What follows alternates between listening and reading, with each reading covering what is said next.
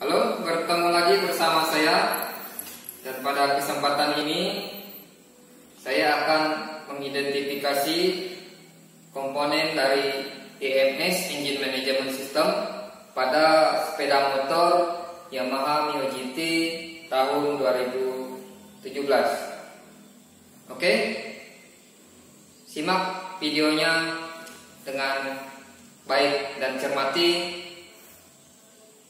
secara mendalam.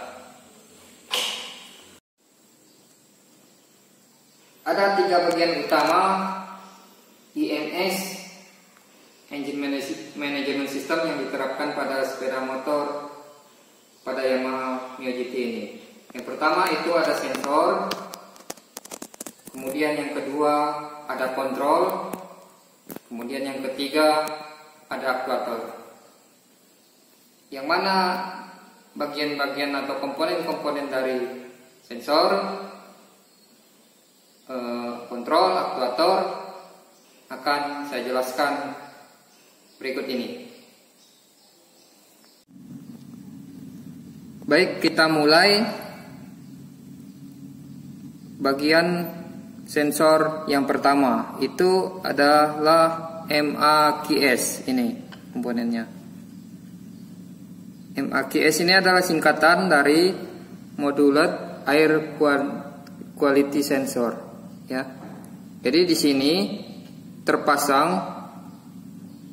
TPS, Throttle Position Sensor, IAPS, Intake Air Pressure Sensor, dan IATS, Intake Air Temperature Sensor. Jadi di dalam MAQS ini Yamaha menanam 3 sensor. Ada TPS, ada IAPS, dan ada IATS. Selanjutnya komponen sensor yang kedua itu adalah ISC, ini ya, ISC, Idling Speed Control.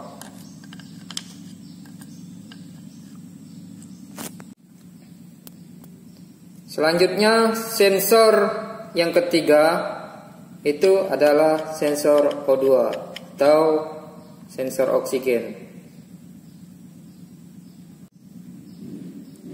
Yang selanjutnya adalah sensor EOT atau Engine Oil Temperature. Selanjutnya ada sensor CKP atau Crankshaft Position Sensor.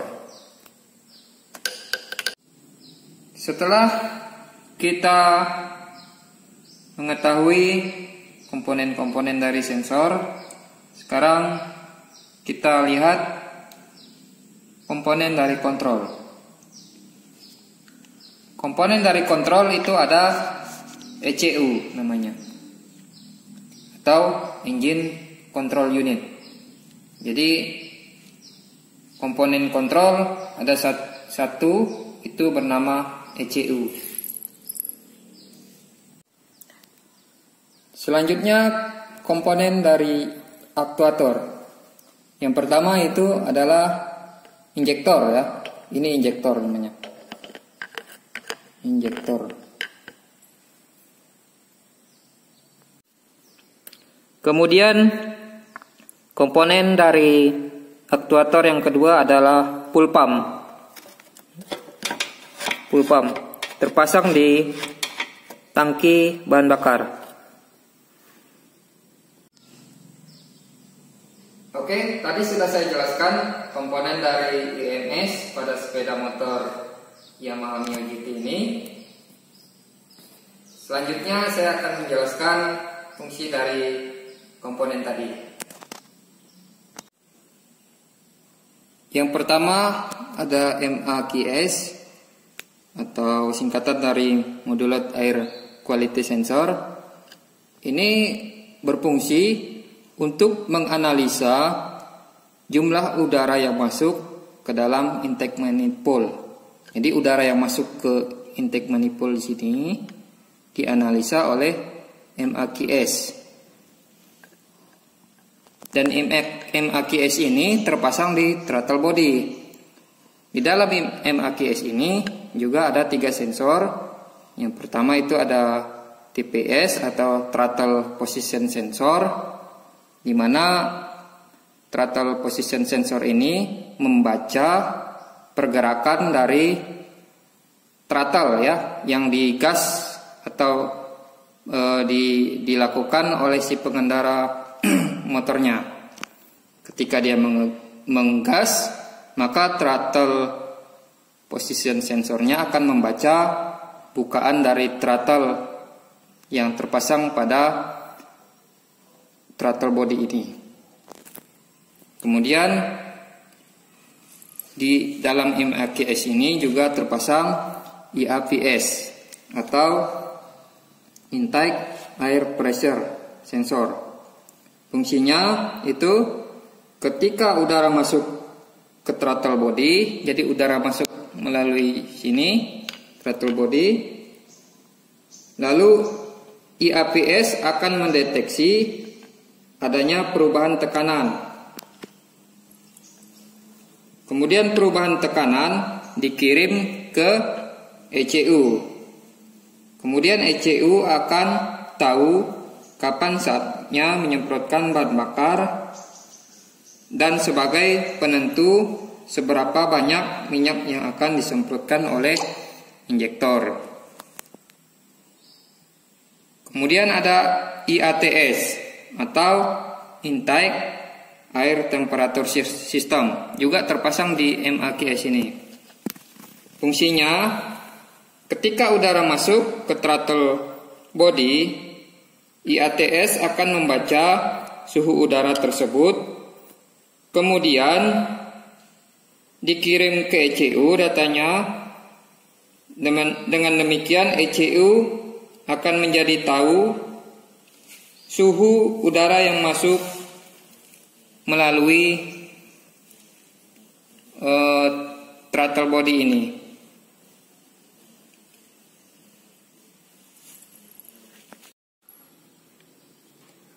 Oke, jadi TPS yang saya maksud TPS tadi itu mengontrol pergerakan dari throttle.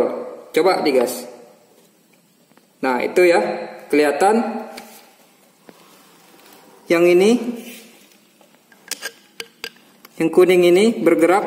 Nah, TPS memantau pergerakan dari throttle ini. Jadi datanya akan dikirim ke ECU sebagai penentu kapan atau seberapa besar nantinya injektor akan menyemprotkan bahan bakar.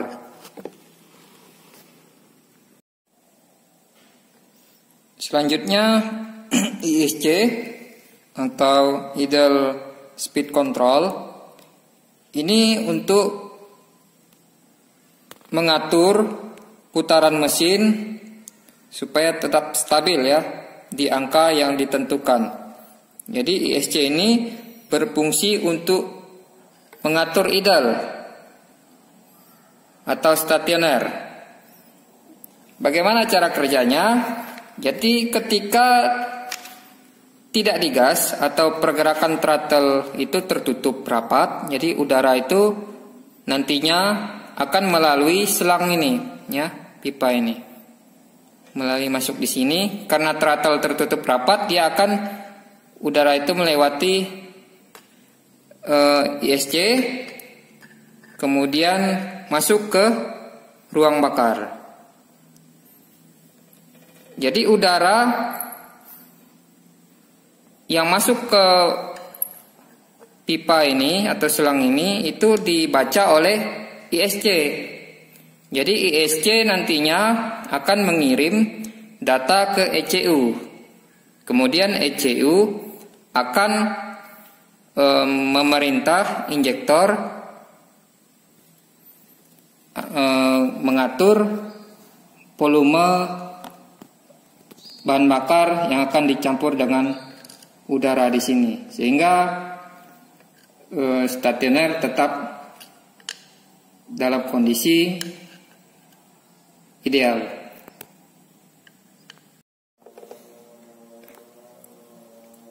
Oke, yang selanjutnya fungsi dari O2 sensor ini atau oksigen sensor.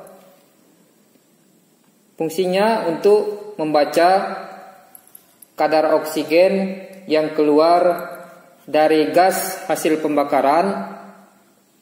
Kemudian data tersebut dikirim ke ECU, sehingga ECU menjadi tahu apakah pembakaran yang terjadi itu sudah sempurna atau belum, irit atau boros. Jadi ECU akan menyesuaikan data yang dikirim oleh O2 sensor ini. Selanjutnya ada EOT, engine oil temperature. Jadi sensor EOT ini itu untuk membaca suhu oli, dan suhu tersebut dianggap suhu mesin. Kemudian mengirim data tersebut ke ECU. Kemudian ECU menentukan kapan waktunya mengaktifkan cup otomatis, atau ECU memantau campuran udara dan bahan bakar yang ada di ruang bakar. Itu atas perintah dari atau data yang dikirim dari EOT. Selanjutnya ada ECU. Jadi ECU ini berfungsi sebagai kontrol ya, atau sebagai otaknya, sebagai penentu. Jadi data-data dari sensor semua itu dikirim ke ECU. Kemudian ECU mengolah data tersebut dan memberikan perintah kepada aktuator.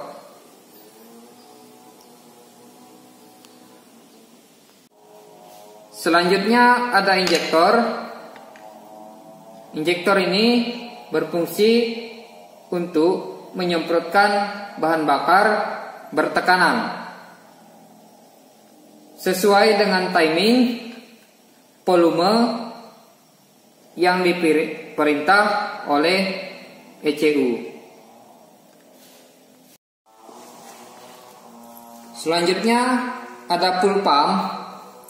Jadi fuel pump ini berfungsi untuk memompa bahan bakar yang ada di tangki menuju ke injektor.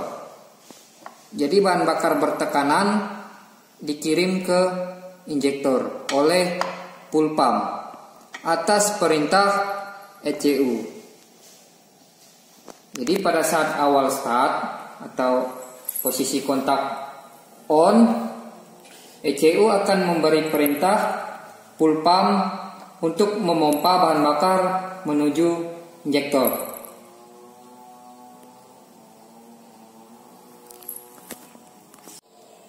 Oke, setelah kita mengidentifikasi komponen dari EMS pada sepeda motor Yamaha Mio GT ini, langkah selanjutnya saya akan mencoba menjelaskan bagaimana pengecekan kerusakan dari tiap komponen. Sebelumnya alat yang diperlukan itu adalah engine scanner ya. Jadi kebetulan saya tidak memiliki itu dan sekolah tidak punya alat itu karena harganya mahal. Jadi saya akan mencoba menjelaskan gangguan pada EMS berdasarkan kode mil ya, dengan melihat tanda lampu yang ada pada speedometer. Oke, kita lihat kode mil ya ini. Jadi di sini nanti akan ada tanda apabila komponen dari IMS tadi mengalami permasalahan. Oke, pertama kita lihat kondisi normalnya dulu ya. Jadi kondisi tidak ada gangguan. Kita hidupkan kunci kontak pada posisi on. Oke, lampunya nyala, kemudian mati dan tidak menyala lagi. Itu artinya komponen IMS tidak mengalami permasalahan atau gangguan. Oke, saya akan mencoba mencabut soket atau tegangan listrik yang masuk ke ISC ini dengan asumsi bahwa kita cabut atau kita lepas tegangan listriknya, maka ISC tidak berfungsi. Itu asumsinya. Kita lihat apa yang terjadi pada kode mil, yang keluar pada kode mil ya. Oke, kita lepas. Oke. Kita lihat speedometer. Ini kode mil, perhatikan ya. Ini dalam posisi off. Kemudian saya posisikan on. Oke. Nah. Kita hitung 1, 2, 3, 4, 5, 6, 7. Jadi ada 6 kedipan lambat dan 1 kali kedipan cepat. Jadi di kode mil ini dia ada 2 jenis kedipan ya. Ada kedipan lambat, itu terjadi sekitar 1 detik, dan kedipan cepat terjadi sekitar setengah detik. Artinya kalau kita lihat dalam kode ya yang dikeluarkan oleh Yamaha, 1 kali kedipan lambat itu nilainya dikali dengan 10. Dan 1 kali kedipan cepat nilainya 1. Tadi itu ada 6 kedipan lambat, 1 kali kedipan cepat. Berarti 6 kali 10, 60 ditambah dengan 1. Berarti 61 nilainya. Kalau kita lihat di kode mil, 6 kali kedipan lambat, 1 kali kedipan cepat. Kalau kita lihat di engine scanner, nilainya berupa angka 61. Itu berarti gangguan pada sistem ISC. Oke, sekarang kita akan melepas soket MAQS-nya ya. Dan kita lihat apa yang terjadi atau mil yang keluar pada speedometer ya. Kita lepas soketnya dengan asumsi bahwa MAQS ini tidak bekerja, dan kita lihat kode milnya apa yang keluar. Oke, kita lepas. Oke, lihat kode mil, kunci kontak dalam posisi off ini. Sekarang kita posisikan kunci kontak posisi on. Nanti kita hitung berapa jumlah kedipan lampunya. Oke. 1, 2, 3, 4. Ada 1 kedipan panjang, ada 3 kedipan pendek. Jumlah kedipan ada 4. Berarti nilainya adalah 13. Karena 1 kali kedipan panjang itu nilainya 10. Dan 1 kali kedipan pendek itu nilainya 1. Jadi nilainya 13. 13 itu kalau terbaca di engine scanner ya, Nah, kode kedipan ini itu di mil. Jadi 1 kali kedipan panjang, 3 kali kedipan pendek, itu artinya MAPS tidak bekerja, MAQS-nya tidak bekerja, dan TPS otomatis juga tidak bekerja. Oke, lanjut sensor O2 ya. Kita lepas soket sensor O2. Ini soketnya di sini. Ini sudah saya lepas ini. Kita lihat kode milnya berapa kedipan. Oke,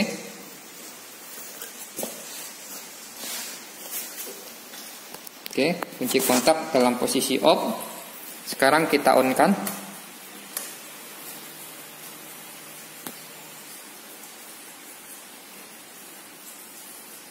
Ternyata ketika soket O2 kita lepas atau tidak ada tegangan listrik yang masuk ke sensor O2, maka tidak ada juga kode milnya ya. Kode mil itu tidak keluar. Jadi kalau sensor O2 rusak, tidak terlihat di kode mil.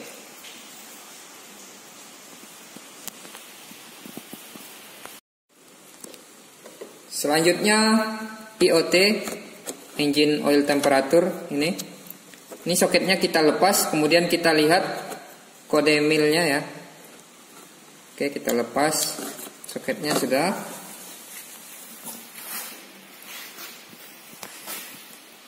Kunci kontak dalam posisi off. Sekarang kunci kontak posisi on.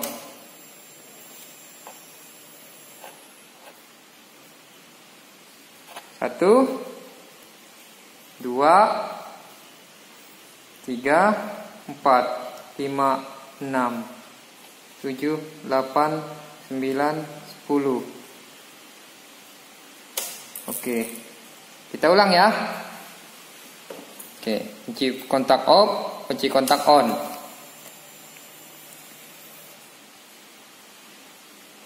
Satu, 2, 3, 4, 5, 6, 7, 8, 9, 10.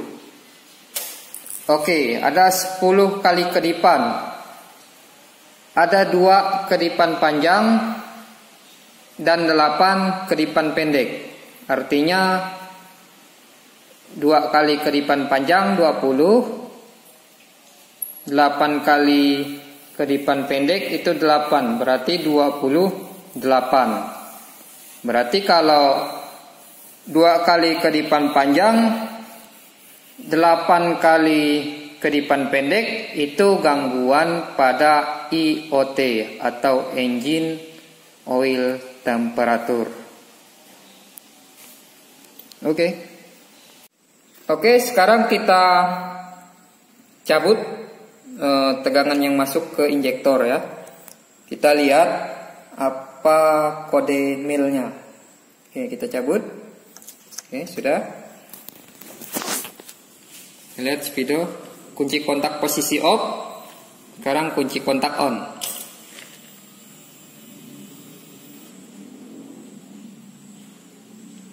Oke, ternyata tidak ada kode mil ya ketika terjadi gangguan pada injektor. Tetapi gangguan pada injektor dapat kita deteksi dengan tidak munculnya semprotan bahan bakar pada ujung injektor, dan otomatis engine tidak bakalan menyala. Oke, selanjutnya fuel pump. Kita cabut soket fuel pump dan kita lihat kode milnya.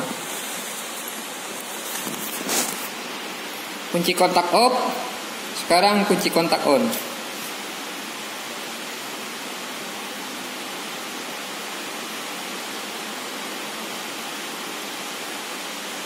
Ternyata kode email juga tidak keluar ya apabila full pump mengalami gangguan.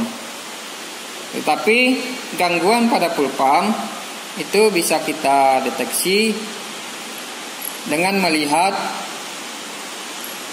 dan mencabut selang yang terhubung ke injektor. Kemudian kita posisikan kunci kontak on. Apabila tidak mengeluarkan bahan bakar pada ujung selang, maka full pump mengalami masalah. Dan juga full pump mengalami masalah itu biasanya tekanan pada selang bahan bakarnya itu turun di bawah spesifikasi yang ditetapkan oleh pabrik. Oke, sekian dari saya. Sampai jumpa di pelajaran berikutnya.